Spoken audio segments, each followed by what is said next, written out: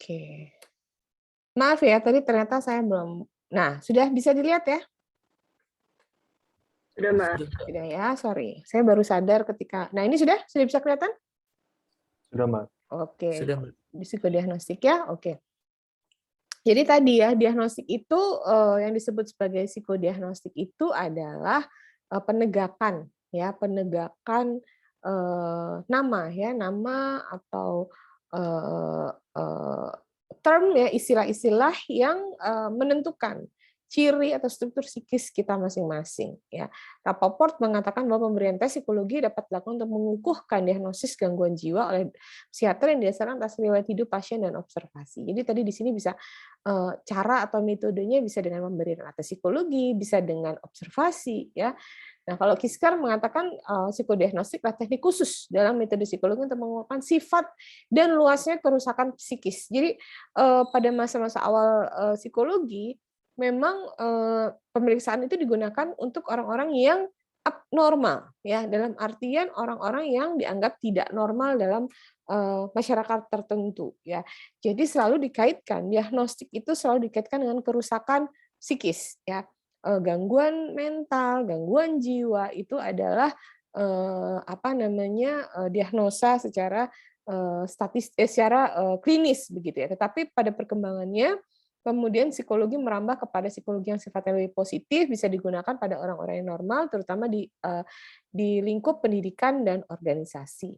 Levi tahun 1963 mengatakan psikodiagnostik merupakan kegiatan deskripsi yang bertujuan meletakkan dasar atau peramalan ya tingkah laku pasien dalam berbagai situasi. Nah ini tadi dulu waktu saya kuliah di psikologi UI, kalau ketemu sama anak fakultas lain terus ditanya gitu, fakultas apa? Psikologi. Aduh, gue dibaca nih nanti gitu ya. Orang secara awam akan mengatakan kita bisa membaca, quotes and quotes ya, membaca. Memang kita bisa membaca. Membacanya dengan cara apa tadi? Ya, kita menggunakan teknik atau cara metode tertentu untuk bisa membaca seseorang. Misalnya tadi observasi, ya, wawancara, dan juga alat tes. Nah, sekarang juga banyak nih ya, saya nggak tahu nih entah kepentingan hiburan atau kepentingan televisi atau memang untuk semakin memantapkan kemampuan kita, beberapa teman-teman psikolog juga menambahkan kemampuan observasi dengan misalnya gesture ya, belajar gesture, belajar grafologi, belajar yang lain-lain. Itu juga bisa menambah kemampuan kita untuk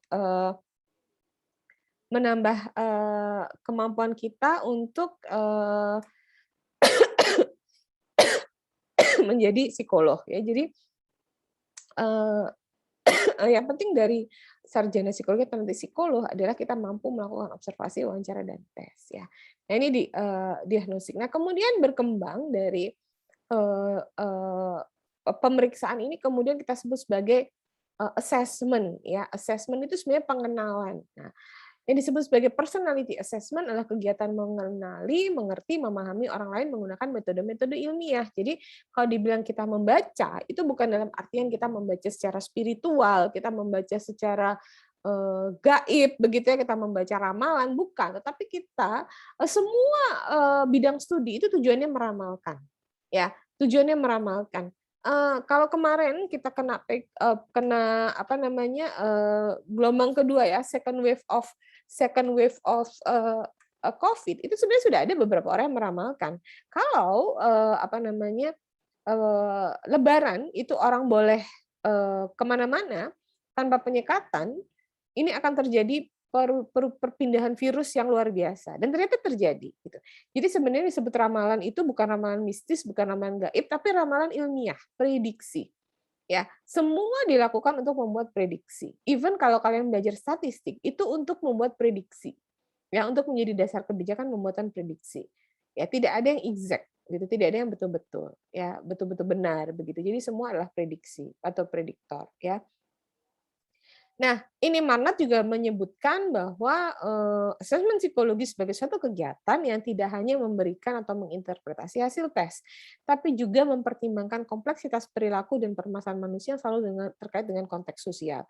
Terutama di masalah bakat inteligensi ini sangat erat kaitannya dengan budaya. Kenapa? Karena alat-alat tes psikologi itu memang dikembangkan, terutama alat tes kecerdasan dikembangkan untuk melihat bakat-bakat skolastik, ya. Nanti akan saya jelaskan bagaimana sih sejarah tes psikologi sehingga kita gunakan sampai sekarang. Nah, ini sebenarnya pertanyaannya, apa sih sebenarnya inteligensi itu? Gitu. Apa ya inteligensi itu ya? Kecerdasan itu apa sih? Nah, saya akan putarkan ya beberapa video yang mungkin bisa kita lihat dari sini. Ada ya anak-anak yang begitu cerdas. Gitu. Oke. Nah, tampaknya dia tidak mau berjalan. Oke.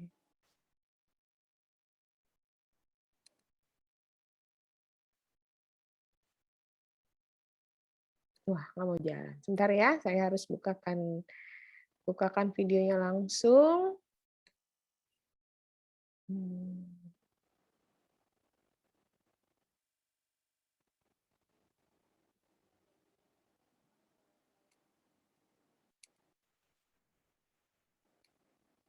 Ini dulu mungkin. Bentar. Apakah sudah pernah menonton video ini? الو الو شو اسمك؟ حسن منك حسن منعم. قديش عمرك يا حسن؟ سنتين. انت من اي ضيعة من لبنان يا حسن؟ صحمر ضيعة صحمر. شو اسمه البابا؟ اسمه بابا علي علي. والماما؟ اسمه ميومة مريومة. اليوم بدك تقلي كل العواصم اللي حافظهم. انت حافظ كل العواصم العربية؟ برافو حبيبي. شو عاصمة لبنان؟ بيروت بيروت. شو عاصمة مصر؟ ماما في القاهرة قاهرة. شو عاصمة الأردن؟ عمان Maaf, suaranya صحية terdengar بالكاميرا ya? وقول لي شو عاصمة الأردن؟ Terdengar, Mbak. Terdengar ya? Oke. علي صوتك. عمان عمان. شو عاصمة سوريا؟ اسمه دمشق دمشق. شو عاصمة اليمن؟ تعال علي صوتك. تعال صنعاء. شو عاصمة ليبيا؟ في طرابلس طرابلس. شو عاصمة السودان؟ سودان خرطوم خرطوم. شو عاصمة المغرب؟ المغرب اليابان شو عاصمة تونس؟ تونس شو عاصمة الكويت؟ الكويت شو عاصمة الجزائر؟ الجزائر شو عاصمة الإمارات؟ أبو ظبي أبو ظبي. شو عاصمة البحرين؟ بحرين منامة شو عاصمة قطر؟ قطر دوحة دوحة. شو عاصمة سلطنة عمان؟ أمان مسقط مسقط. شو عاصمة موريتانيا؟ مانا وسط نعم؟ وسط نواكشوط. شو عاصمة الصومال؟ شمال مقديسو شو عاصمة فلسطين؟ فلسطين كله القدس. شو عاصمة جيبوتي؟ جيبوتي شو عاصمة جزر القمر؟ مروني طلع فيي. شو عاصمة جزر القمر؟ مروني موروني. شو عاصمة السعودية؟ في مصر السعودية. سعودية علي صوتك. رياض رياض. طب شو عاصمة كندا؟ أوتوا طلع فيي. كندا. أوتوا اوتاوا. شو عاصمة ايران؟ طهران طهران. شو عاصمة فنزويلا؟ كاراكاس كاراكاس. طب وشو عاصمة اسرائيل؟ ما فيش إسرائيل ايه في فلسطين برافو حبيبي. يلا الا باي باي للكاميرا. زي كمان Oke. Gimana? Ada yang bisa menghafal sekian banyak? Hebat sekali ya anak itu ya. Dia bisa menghafal sekian banyak nama ibu kota di dunia. Nah, ini kalian seringkali ibu kota provinsi aja nggak hafal. Tadi ada yang dari Kalimantan Barat. Coba apa? Kalimantan Barat ibu kotanya apa? Ada yang tahu? Pontianak, Mbak. Nah, ya, bagus. Kalau Kalimantan Timur? Balikpapan, Balikpapan. Sulawesi Tenggara.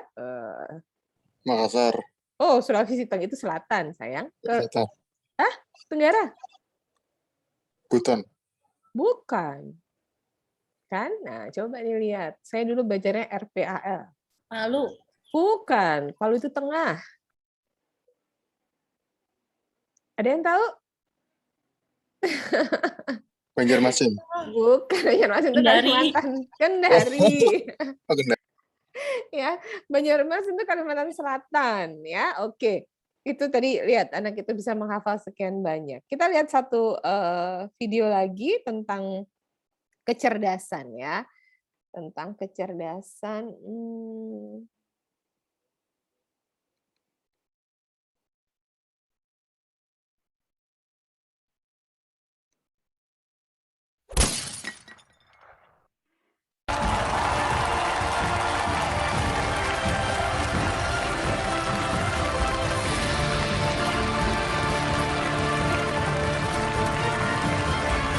Это Белла.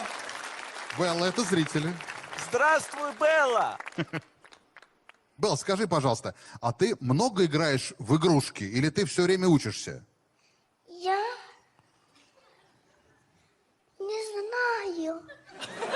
Ну вот скажи, вот ты когда утром просыпаешься и чистишь зубы, а потом завтракаешь, ты после этого что начинаешь делать?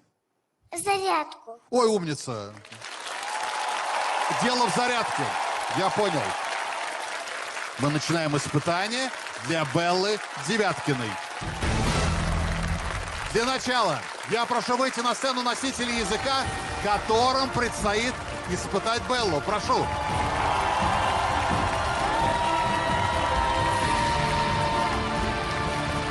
На сцене вы видите 6 человек. У каждого из них на футболке написан язык, носителем которого он является. С каждым из этих людей Белла должна поговорить на их языке и выполнить небольшое задание, чтобы узнать, как найти подарок, который мы для нее приготовили.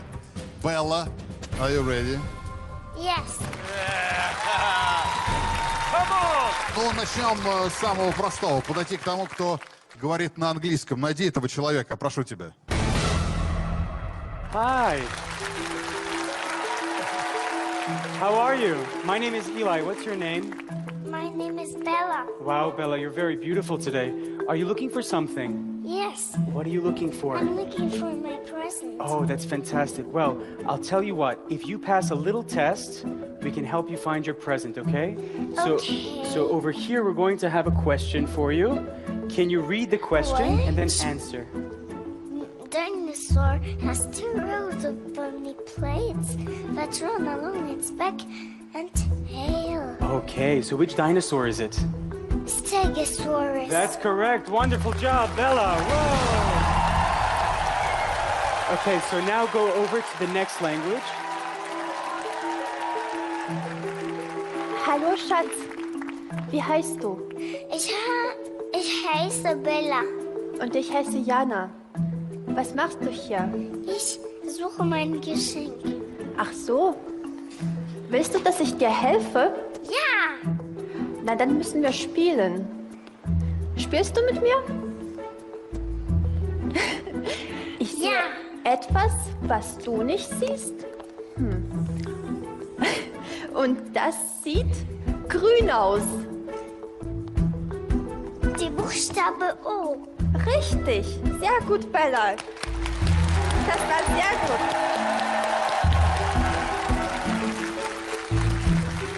Machst du mir einen Knicksen? Das war aber sehr schön. Okay, dann musst du zu der Frau gehen, die Spanisch spricht. Hola, hermosa.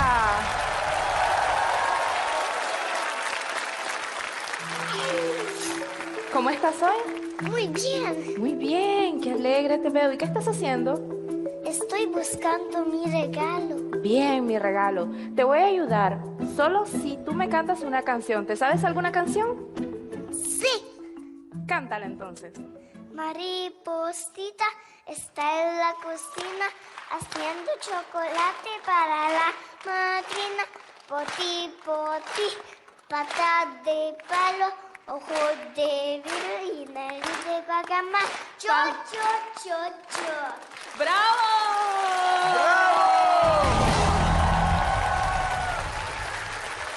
¿Bella? Ahora vea francés. Bonjour Bella, Bonjour. comment vas-tu? Très bien. Alors, qu'est-ce que tu veux? Je cherche quelque chose. Ah, tu cherches quelque chose? Mais tu cherches quoi? Je cherche un cadeau. Oh, un cadeau? Vraiment? Oui. Ok, alors ici, il va y avoir un texte qui va s'afficher. Et tu vas devoir le lire. Ça va?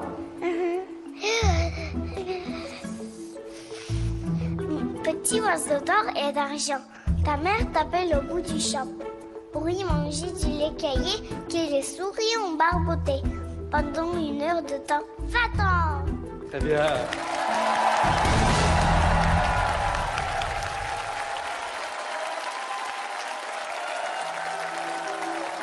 你好，你好，我叫芳芳，你叫什么？我叫贝拉。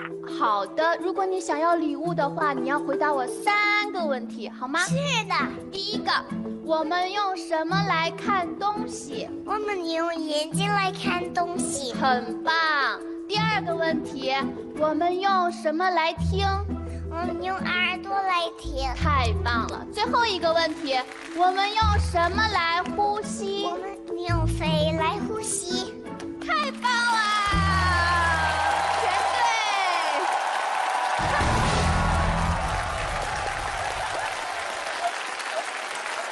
太棒了！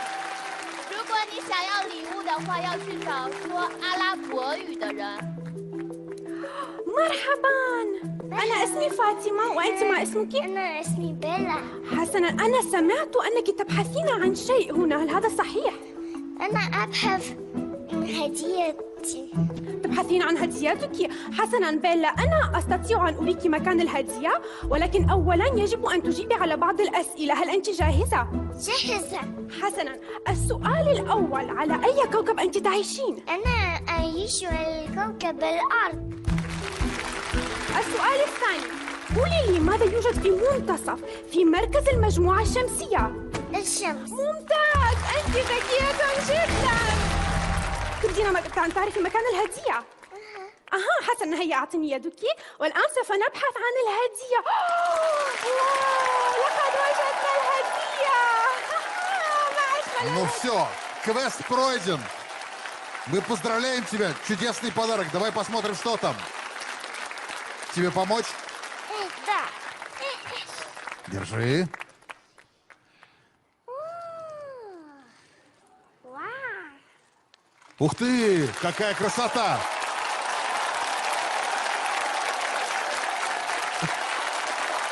На самом деле, чтобы вы понимали, этот хвост не случайность.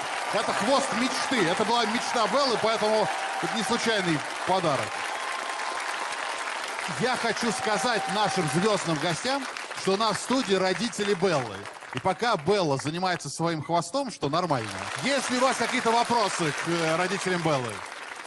У меня, как у мамы 2 дочерей, вопрос 1. Как? Oke, saya stop saja di sini karena tidak ada tidak ada subtitlenya di Indonesia ya. Yang pasti anak ini bisa lebih dari 7 bahasa begitu, dan orang tuanya sebenarnya tidak mengajarkan secara khusus, tapi anaknya kemudian mempelajari itu secara otodidak begitu ya. Jadi kalau kita lihat sebenarnya inteligensi itu apa ya, kecerdasan itu apa ya, mungkin pada level yang paling rendah ya bisa menghafal banyak banyak kosakata, banyak bahasa. Orang Indonesia sendiri sebenarnya born to be bilingual gitu ya. Kalau saya dulu tinggalnya di Jawa, di Malang gitu, begitu lahir saya pasti bisa bahasa Jawa ya dan bahasa Indonesia. Kemudian agak besar belajar bahasa Perancis ya, bahasa Inggris tentunya begitu ya. Nah, tapi sebenarnya kapasitas kemampuan otak kita tuh bisa seperti tadi, bayangin anak umur 2 tahun bisa menghafal sekian banyak nama ibu kota di dunia begitu ya. Ini Bella ini 4 tahun dia sudah bisa baca, dia juga sudah bisa menggunakan lebih dari 7 bahasa. Itu kecerdasan yang luar biasa sebenarnya. Jadi, sebenarnya apa itu inteligensi? Nah, teori-teori inteligensi cukup banyak ya, mungkin saya akan highlight saja sebentar. Teori inteligensi, yang besarnya ada 3 ya, nanti akan saya kasih, contoh lagi gitu, video lagi tentang pemecahan masalah, tetapi ada beberapa teori ya tentang inteligensi yang biasa kita gunakan, itu Spearman, kemudian, Thurstone, kemudian Sternberg Tree Intelligences, dan Gardner Theory of Multiple Intelligence, serta Goldman Emotional Intelligence. Jadi semua menggunakan kata inteligensi atau kecerdasan. Nah, ini kalau teori dasar ya, bahwa dalam pembuatan teorinya itu kecerdasan itu dibagi 2, ada yang disebut inteligensi, single ya, intelligence, dan ada juga yang menyebutkan bahwa kecerdasan itu adalah gabungan atau intelligences ya, intelligences.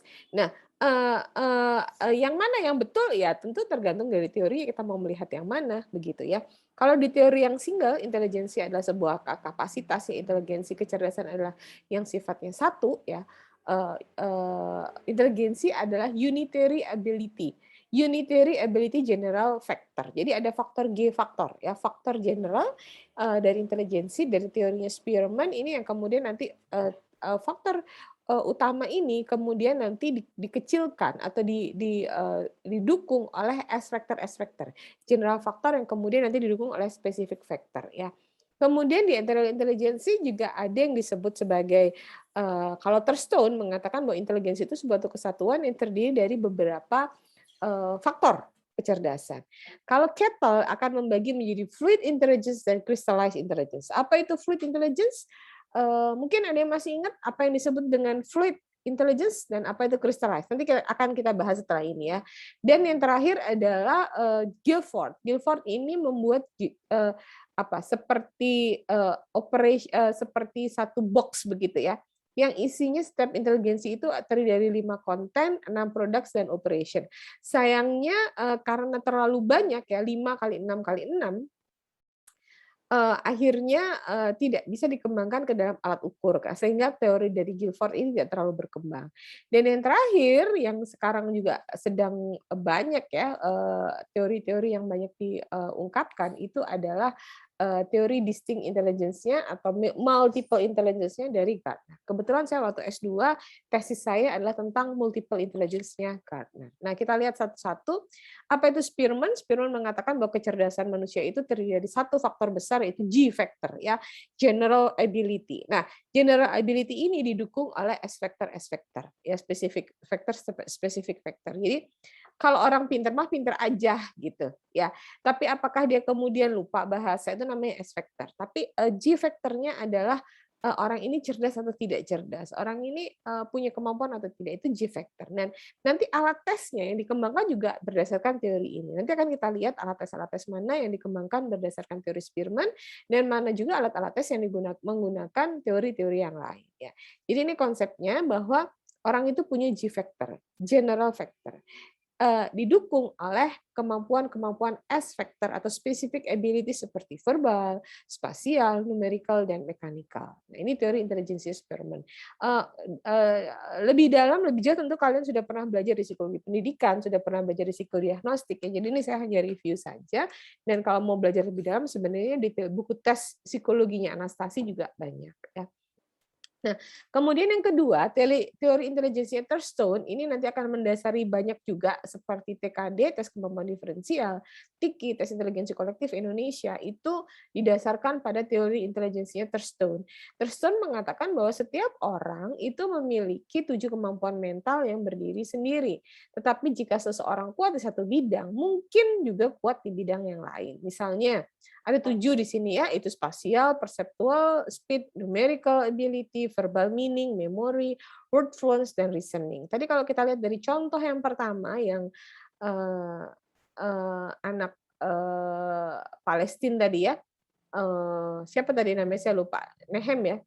Nehem itu tadi memorinya kuat sekali dia, ya. Memorinya kuat sekali. Verbal meaning-nya mungkin dia nggak terlalu bisa, atau numerical ability mungkin saat itu dia belum berkembang, tapi memorinya tinggi sekali. Nah, sementara kalau kita lihat si Bella yang tadi, lihat bahwa dia memahami memori, dia word fluence ya, dia bisa tidak saja menyerap tapi juga mengekspresikan bahasa, kemudian verbal meaning-nya juga muncul dan sebagainya. Jadi teori intelijensi Thurstone mengatakan bahwa seseorang itu memiliki beberapa faktor dalam kecerdasannya. Jadi ada seseorang yang bisa sangat baik di satu faktor dan ada juga yang lemah di satu faktor. Nah, kemampuan spasial misalnya ada orang-orang yang mungkin di kelas pinter banget ya secara memori, verbal, numerikal pinter banget, tapi itu kalau misalnya jalan tuh suka nggak bisa baca peta misalnya, ya harusnya ke utara perginya ke selatan begitu. Ini mulu nyasar mulu, mungkin kemampuan spasialnya nggak bagus gitu ya. Jadi bisa saja manusia orang itu punya kemampuan taraf kecerdasan yang berbeda-beda pada setiap aspek. Itu adalah teori intelijensinya Thurstone. Nah, tadi pertanyaan ini tampaknya nggak ada. Nah, pertanyaan saya tadi, apa itu mungkin masih ada yang ingat? Apa itu fluid intelligence? Apa itu crystallized intelligence? Silakan, mungkin ada yang mau share ke saya. Apa itu fluid? Ya, Alvin, silakan. Kalau fluid itu biasanya kecerdasan yang masih bisa didapatkan, biasanya cenderung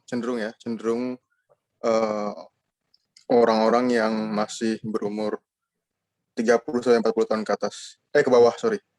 Ke bawah. Dan kalau crystallize? Kalau crystallize itu kemampuan berpikir atau mengingat biasanya udah menetap, jadi nggak bisa diganti, nggak bisa ditambahin, nggak bisa dikurang. Itu biasanya cenderung di 30-40 tahun ke atas. Oke. Sebenarnya perbedaan fluid dan intelligence adalah dari sumbernya. Ya, biasanya disebut sebagai fluid intelligence itu ada kecerdasan yang bawaan, yang mengalir dengan kita. Sementara crystallize itu didapatkan dari hasil belajar. Ya, saya mau putarkan satu video lagi yang bisa membahas masalah ini sebentar. Yang bisa nanti kalian lihat ini sebenarnya fluid atau crystallize.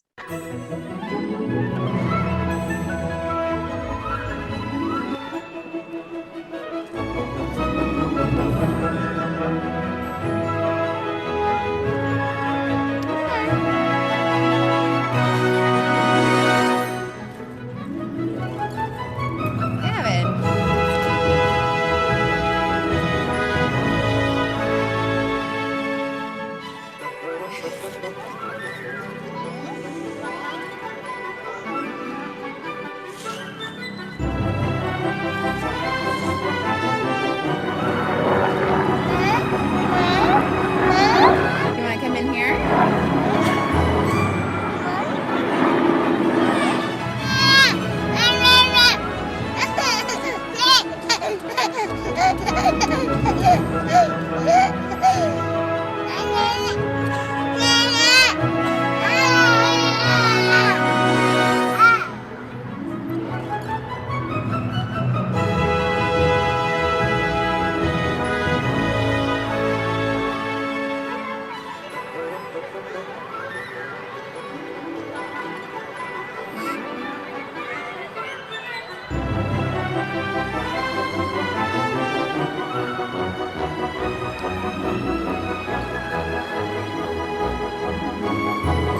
There you go. Smart boy. That's what we call problem solving.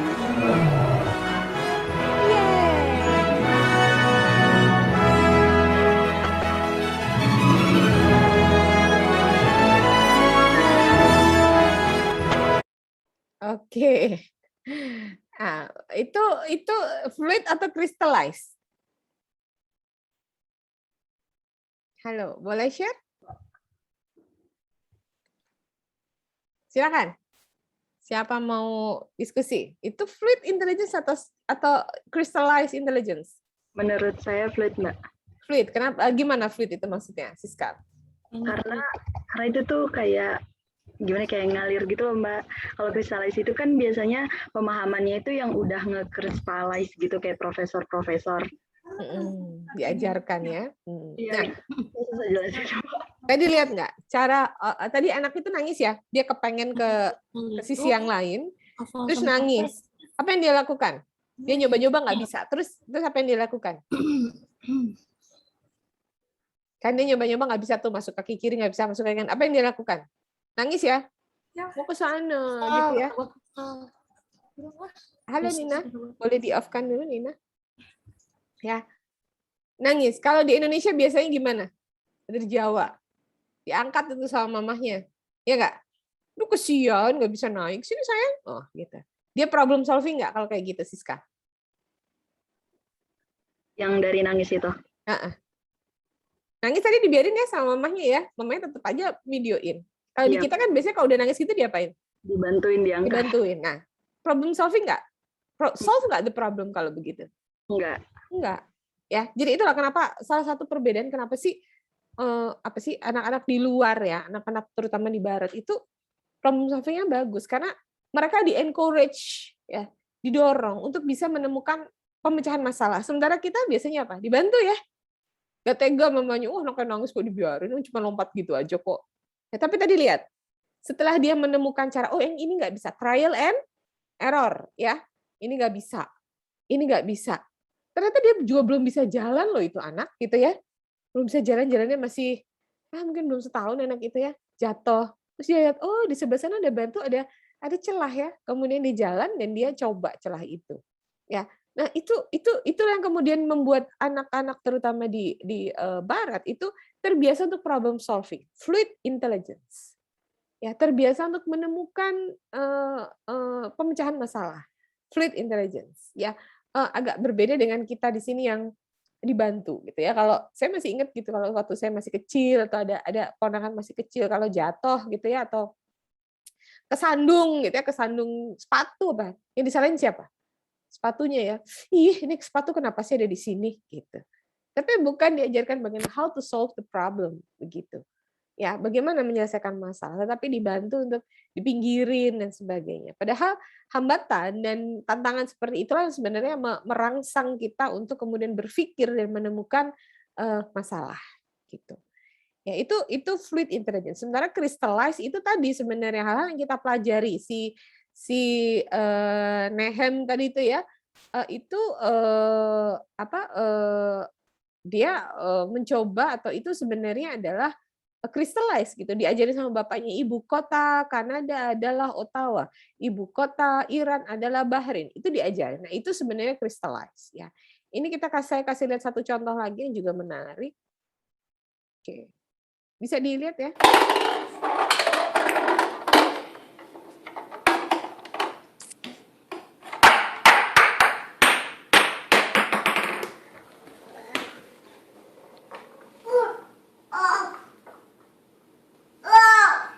Uh-oh. Can you get it?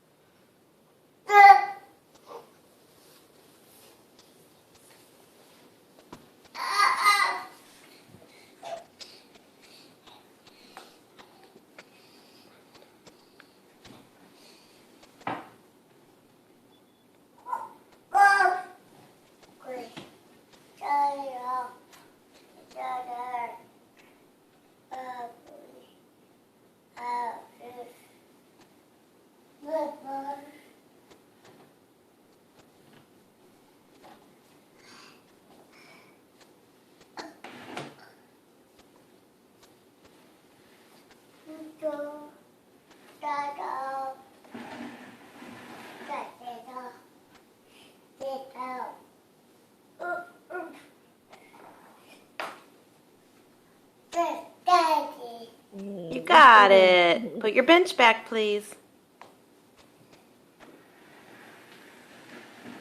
Thank you. Thank you. Thank you.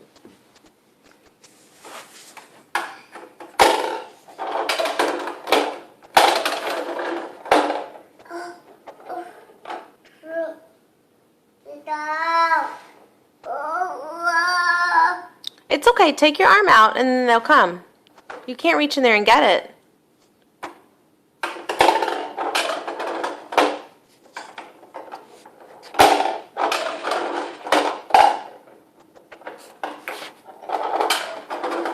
Oke.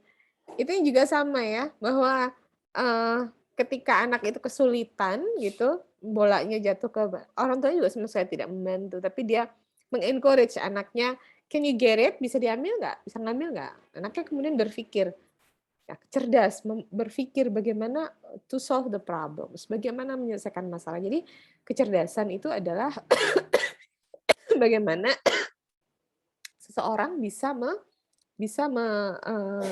menyelesaikan masalahnya, ya, bisa menyelesaikan apa yang, dia, eee, menjadi masalah buat dia. Nah, itu tadi juga sama-sama fluid, intelligence. Bisa bisa dilihat ya bedanya antara fluid sama crystallized. Ini paparan saya kelihatan ya? Oke, kalau nggak kelihatan boleh sampaikan. Nah, itu tadi semua adalah inteligensi yang sifatnya kecerdasan, kognitif ya, kecerdasan kognitif. Nah, di akhir-akhir ini, muncul satu lagi kecerdasan namanya multiple intelligence, kecerdasan majemuk, dari Howard Gardner. Nah, Gardner ini sebenarnya tidak setuju bahwa, kecerdasan itu hanya dihitung atau hanya diperhitungkan dari hal-hal yang sifatnya skolastik, membaca, menulis ya, anak-anak yang tidak, terkena atau anak-anak yang tidak terpapar pada edukasi, tidak terpapar pada pendidikan, tidak mungkin akan bisa, eee, mendapat tingkat kecerdasan yang baik karena hampir semua tes inteligensi itu dipaparkan secara bahasa. Padahal bahasa ini menjadi suatu problem tertentu untuk bisa memahami suatu bahasa itu diperlukan kemampuan berpikir, diperlukan kemampuan inteligensi.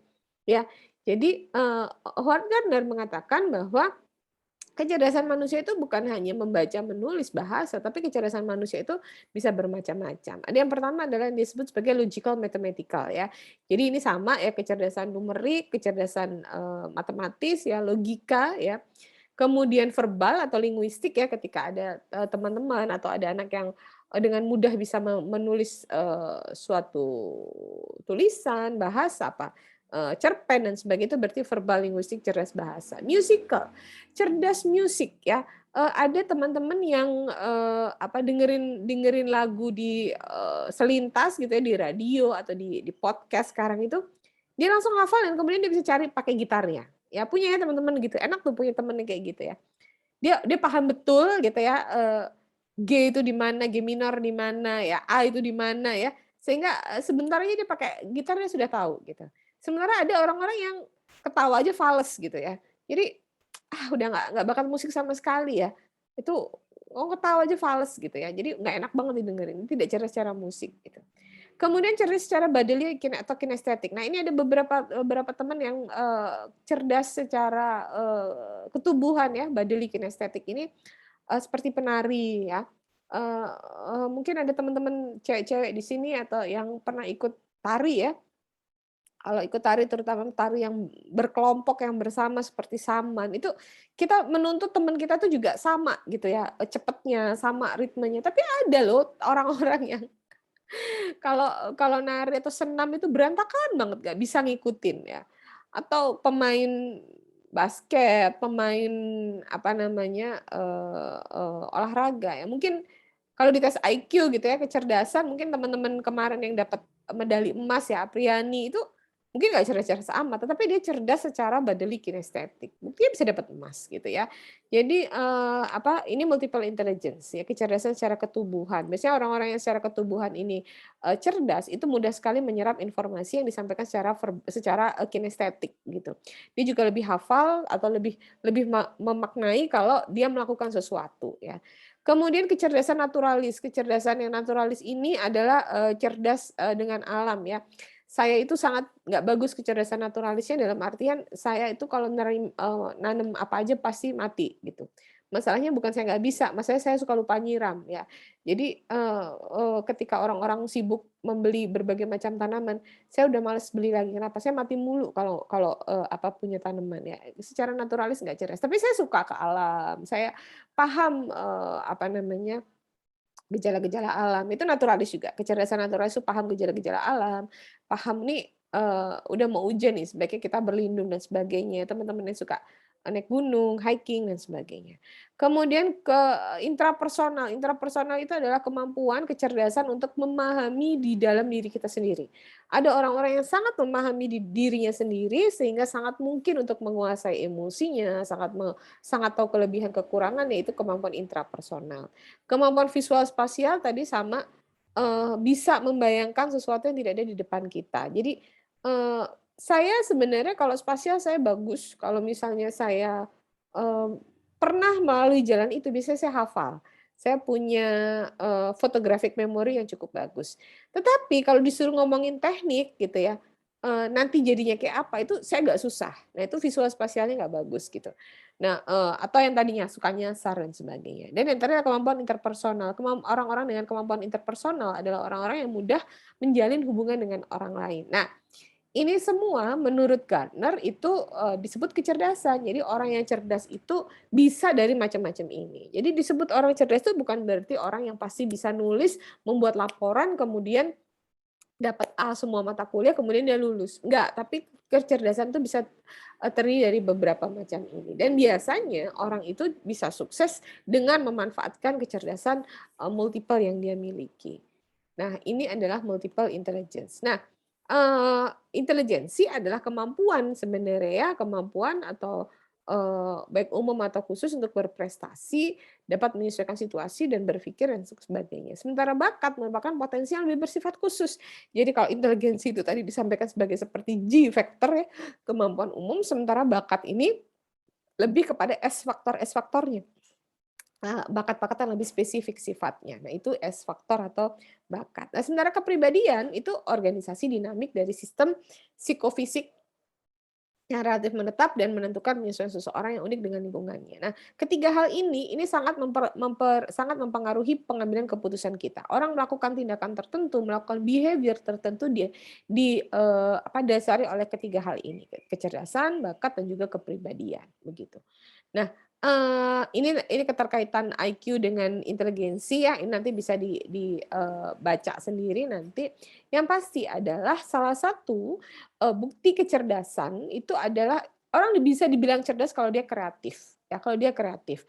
Kreativitas merupakan salah satu ciri dari perilaku yang intelligence, karena kreativitas juga merupakan manifestasi dari suatu proses kognitif. Nah, kalau kita belajar, psikologi keberbakatan ya, anak dengan, keberbakatan atau gifted ya, teorinya Renzulli itu, kecerdasan itu terdiri dari beberapa hal, 3 hal. Three ring of Renzulli ya, teorinya Renzulli. Yang pertama cerdas secara kognitif ya, jadi IQ-nya di atas 120, itu gifted. Yang kedua, walaupun IQ-nya di atas 120, tetapi kalau tidak cerdas secara kreativitasnya harus di atas rata-rata, itu juga tidak disebut cerdas. Kenapa? Karena kreativitas ini adalah kemampuan seseorang untuk menemukan alternatif pemecahan masalah yang sangat mungkin tidak pikirkan oleh orang lain. Nah, itu cerdas kreativitas. Dan yang terakhir punya task commitment, komitmen terhadap tugas. Nah, ini yang baru bisa disebut sebagai anak berbakat. Ya, walaupun cerdas, walaupun kreatif, tapi kalau dia tidak punya task komitmen terhadap tugas untuk menyelesaikan satu tugas hingga selesai, itu juga tidak bisa disebut sebagai anak berbakat. Sehingga sangat erat kaitan antara keberbakatan dengan kreativitas. Kreativitas disebut kreatif adalah kalau dia bisa menyampaikan atau bisa menemukan ide-ide pemecahan masalah yang mungkin tidak terpikirkan oleh orang lain. Nah, ini sejarah yang tadi saya sampaikan. Sebenarnya tes inteligensi itu ada sejak kapan sih gitu? Sebenarnya sudah sejak dulu kala ya. Jadi dimulai sejak Kekaisaran Cina, Yunani dan sebagainya. Pada dasarnya pada saat itu, saat Cina, Yunani ini mulai berkembang, itu mereka membutuhkan bala tentara ya, terutama untuk perang secara fisik ya. Perang secara fisik, karena itu dibuatlah satu tes ya untuk menemukan orang-orang yang baik secara fisik begitu. Apa indikatornya cerdas itu yaitu memanah dengan tepat ya, berlari dengan cepat ya, karena indikatornya indikator fisik ya.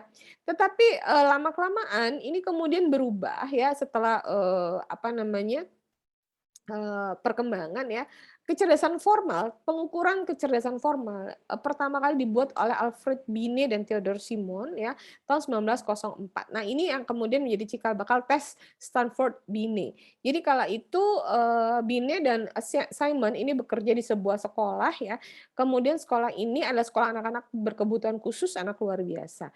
Nah, akan mendapat grant ya, akan mendapat bantuan dari pemerintah. Kemudian pemerintah meminta, mana dong buktinya kalau anak-anak ini adalah anak-anak luar biasa yang membutuhkan bantuan.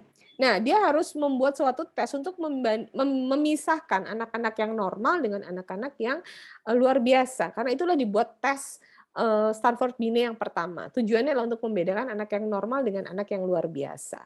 Nah, itu adalah cikal bakal tes inteligensi yang paling awal. Nah, semakin berkembang luas dengan adanya Perang Dunia I dan Perang Dunia II, artinya pada saat itu dibutuhkan salah satu tes atau seleksi untuk memilah orang-orang yang cerdas secara baik secara fisik maupun secara kognitif begitu. Nah, orang-orang yang bisa masuk ke militer waktu itu adalah orang-orang yang memang pass the test gitu ya, lolos dari tes itu yaitu tes fisik dan juga tes kecerdasan. Jadi ini secara pengukuran psikologi inteligensinya yang kemudian nanti berkembang untuk digunakan untuk berbagai kegiatan rekrutmen, baik itu rekrutmen pendidikan maupun rekrutmen di pekerjaan. Nah, ini klasifikasi tesnya ya, kalau kita lihat klasifikasi tes itu sebenarnya ada 3 kalau menurut Scramble, pemeriksaan kemampuan fisik, fungsi-fungsi fisik, psikis dan psikofisik, sederhana maupun kompleks. Kemudian pemeriksaan yang sifatnya struktur kepribadian. Nah, ini yang akan nanti kita pelajari di asesmen kepribadian di semester depan. Dan pemeriksaan genesis terbentuknya konflik-konflik, gangguan dan penyakit ini juga lebih terkait dengan pemeriksaan sifatnya klinis ya, klinikal.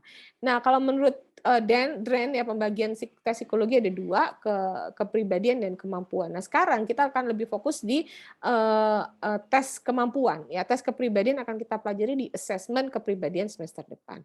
Nah, tes kemampuan ada apa saja? Ada ini tadi sudah saya jelaskan sebenarnya di materi kita ya di penjelasan tentang materi kita. Yang pertama adalah kecerdasan umum atau general ability. Nanti bisa dilihat bisa kita pelajari di SAFIT ya, Culture Fair Intelligence Test, PM Progressive Matrix dan sebagainya. IST ya, Intelligence Structure Test ya. Itu general. Kemudian ada multiple aptitude yang didasari oleh dasar teorinya Thurstone. Nah, ini ada tes kemampuan diferensial, ada tes KUDAK, administrasi keuangan dan dagang, ada PTP, pemeriksaan teknik pasti, itu adalah multiple aptitude test. Kemudian ada achievement test. Achievement test ini lebih kepada tes-tes yang diciptakan untuk mengetahui prestasi atau mengetahui apakah suatu proses pembelajaran sudah baik atau tidak. Nah, achievement test ini biasanya dilalui setelah pembelajaran, misalnya UN, ujian nasional, itu sebenarnya achievement test. Dan special abilities ini untuk kecerdasan-kecerdasan yang sifatnya spesial, yang sifatnya khusus ya. Ini tidak kita pelajari juga di materi ini. Nah, ini nggak usah kalau tes kepribadiannya macam-macam ya, nanti ini kita bisa kita lihat di metode pengukuran asesmen kepribadian. Nah, tes ini pembagiannya tes secara umum yaitu tadi ya, tes individual, kelompok atau populasi khusus. Ini akan kita pelajari, tes individualnya adalah Wechsler, tes kelompoknya nanti ada klasikal tadi, ada SAFIT, ada PM dan sebagainya, atau tes untuk populasi khusus ini biasanya seperti yang untuk anak. Ya, untuk anak seperti NST, VMI, VSMS, Bordong tes, itu ada tes untuk populasi khusus. Nah, tes kecakapan khusus ini tes untuk kependidikan, tes okupansi maupun tes klinik. Dan tes-tes kepribadian seperti tes inventory kepribadian, mungkin kalian pernah dengar yang namanya DISC, MBTI, dan sebagainya. Tes minat dan orientasi pribadi, ya nanti ada tes minat, kita pakai tes minatnya Rothwell-Miller, Entrance Blank, dan tes minat dari Holland ya, nanti SDS Holland nanti kan kita pelajari, dan juga tes proyektif. Tes proyektif akan kita pelajari di metode pengukuran kepribadian. Nah, ini adalah tes. Nah, yang perlu diperhatikan, nah ini nanti kenapa sih kita perlu belajar tes ini selama 1 semester ya? Karena Anda harus paham mengenai standarisasi tes. Tes itu akan berbeda ketika standarnya juga berbeda begitu. Dalam artian Anda harus memahami bagaimana sih standar instruksi, standar scoringnya agar tes ini digunakan di mana saja hasilnya akan tetap valid dan reliable tadi ya. kemudian objektivitas. Ini sangat penting. Jadi ketika kita menjadi psikolog nanti atau menjadi asisten psikolog, kita tahu kita bisa membedakan atau kita bisa memberi jarak antara diri kita dengan klien begitu ya. Sehingga ada unsur objektivitas. Nah, ini juga harus diperhatikan reliabilitas dan validitas. Nah, tes-tes yang akan diajarkan adalah tes-tes yang secara umum ada di pasaran ya.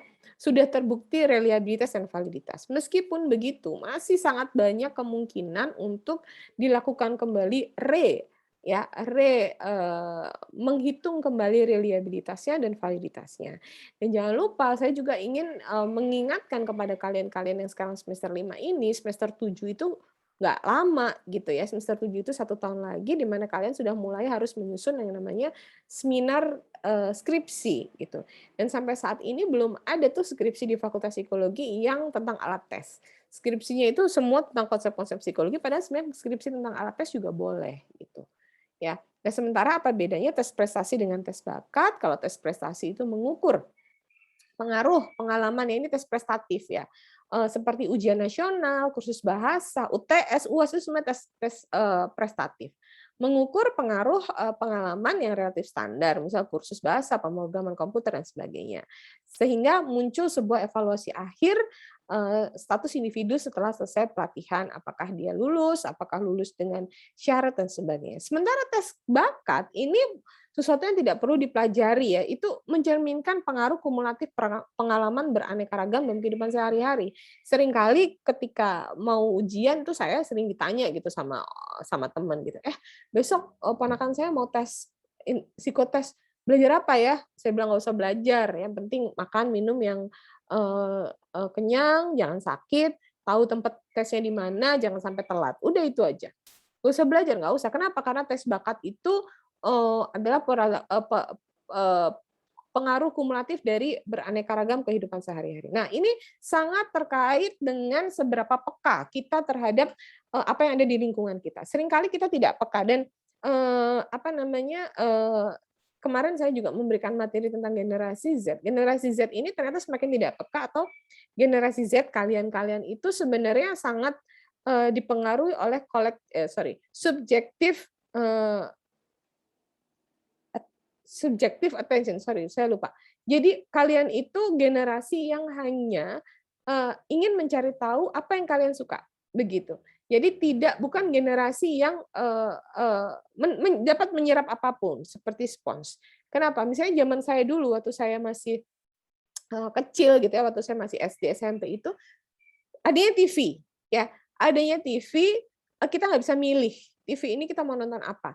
TV pun itu ada baru sore gitu ya, dan terakhir itu jam 9 malam namanya Dunia Dalam Berita. Ya kita nonton apa yang ada di situ gitu.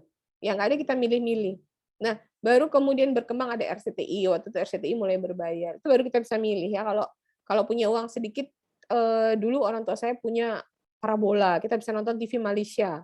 Itu aja pilihannya ya. Kalau sekarang anak-anak sekarang tuh nggak ada yang suka nonton TV. Ya. Nggak ada anak-anak yang sekarang suka nonton. Kenapa? Mereka choose what they want.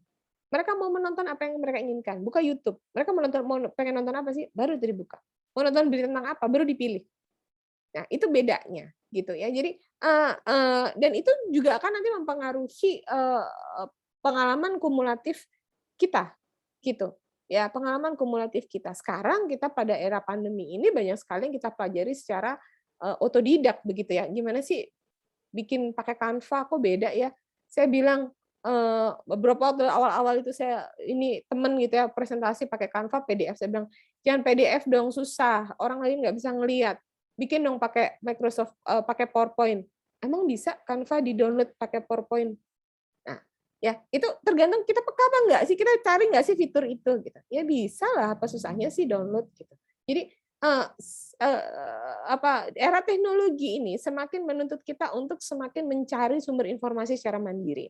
Dan itu meningkatkan kemampuan kita, bakat ini tadi. Ya, sebenarnya kalau prestasi itu kita mendapat setelah atau kita bisa menunjukkan prestasi yang baik setelah kita mengikuti sebuah pengalaman tertentu yang relatif standar. Sementara kalau bakat itu bagaimana kita menemukan sendiri sumber-sumber belajar yang mungkin akan meningkatkan pengetahuan kita. Nah, orang yang berbakat biasanya memang untuk memprediksi kinerja berikutnya. Sementara kalau prestasi itu untuk mengevaluasi mengevaluasi akhir status individu yang setelah selesai pelatihan. Karena itu tidak ada ceritanya, atau dari dulu kala itu tidak ada ceritanya sebenarnya ujian ya, hasil ujian tes, ujian nasional, ujian setelah satu proses pendidikan itu dijadikan dasar seleksi untuk masuk ke pendidikan yang selanjutnya. Itu sebenarnya nggak fair. Ya, dan ini dengan adanya pandemi ini memang akhirnya jadi berubah gitu ya, tidak ada tuh UN-UNan lagi gitu. Kenapa? Karena untuk memprediksi kinerja selanjutnya itu harus dilakukan tes bakat, bukan tes prestasi. Ya, bukan tes prestatif ya. Kalau kita dulu kan seringkali ya, atau misalnya masuk perguruan tinggi itu nggak ada yang pakai nilai UN, nggak ada yang pakai nilai NEM. Kita diuji lagi dengan sesuatu yang sekarang susah ya, TPA. Kenapa? Karena tesnya adalah tes bakat, bukan tes prestatif. Ya, bahwa di dalam tes bakat adalah beberapa hal yang sifatnya dipelajari, iya begitu. Tetapi yang dilihat adalah bakatnya. Seberapa pengaruh kumulatif pengalaman yang beraneka ragam dalam kehidupan sehari-hari kemudian mempengaruhi cara pengambilan keputusan kita. Nah, ini beda antara tes bakat dengan tes inteligensi. Oke, sampai di situ dulu mungkin materi saya pada siang hari ini. Silakan kalau ada mau yang bertanya, saya buka untuk sesi diskusi. Ada yang masih ingin ditanyakan atau masih belum jelas dengan presentasi saya? Kita masih punya waktu sedikit lagi kalau mau diskusi. Mbak, maaf mau nanya, Mbak. Ya.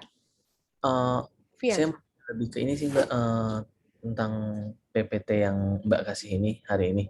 Nah, itu apa nanti akan ditaruh di Google Classroom? Ya. Buat bahan ajar gitu, Mbak. Saya kasih contoh ya, hari ini memang saya tidak mau upload apa-apa karena saya mau kenal kalian dulu. Saya kasih contoh ini saya ya, Google Classroom saya biasanya. Nanti kalian akan lihat seperti ini. Nah, ini yang lalu ya. Nah, ini contoh Google Classroom saya untuk kelas yang lalu. Jadi nanti saya akan upload semua di sini. Ya, ada materinya, ada bahkan nih kalau kalian nanti harus mengisi mengisi tes, ada lembar jawaban dan sebagainya juga akan ada di sini semua. Semua akan ada di sini. Ya, ini kelas yang lalu ya, tapi nanti akan saya buatkan khusus untuk yang hari ini. Mbak, terima kasih, Mbak. Ya, ini semua lengkap kok di sini. Bahkan saya biasanya juga upload video perkuliahan. Nah, ini video perkuliahan ini yang seperti ini nanti akan saya upload juga video perkuliahan. Adanya di YouTube biasanya. Ya, linknya di YouTube. Jadi nanti kalau kamu mau ulang lagi, apa sih waktu itu Mbak Sita ngomong apa, silakan nanti langsung link ke YouTube-nya gitu. Ya, ini salah satu kelebihannya kita pakai Zoom dan sebagainya. Gitu ya, Vian ya? Terima kasih, Mbak. Oke, ada lagi yang mau tanya tentang materi? Ya, UTS semua juga ada di sini ya. Nanti kan semua menggunakannya dari sini. Oke. Nanti kalau ada suplemen-suplemen, bacaan dan semua juga pasti akan saya upload di sini. Sampai di sini ada yang mau ditanyakan? Atau sudah cukup jelas? Dari saya cukup, Mbak. Oke, Siska, makasih. Oke, ada lagi teman-teman yang masih belum jelas? Kalau sudah cukup jelas, ini sudah jam 1 lewat ya, saya rasa materi saya sampai di situ. Minggu depan kita akan masuk ke materi Wechsler ya.